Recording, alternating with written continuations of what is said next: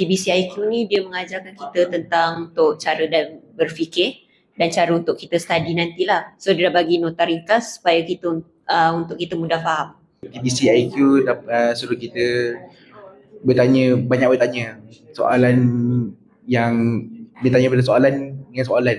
Lebih senang hafal, lebih padat lah, lebih suka nak baca. Saya dapat belajar dulu study hanya macam baca, buat nota tu je lah kan.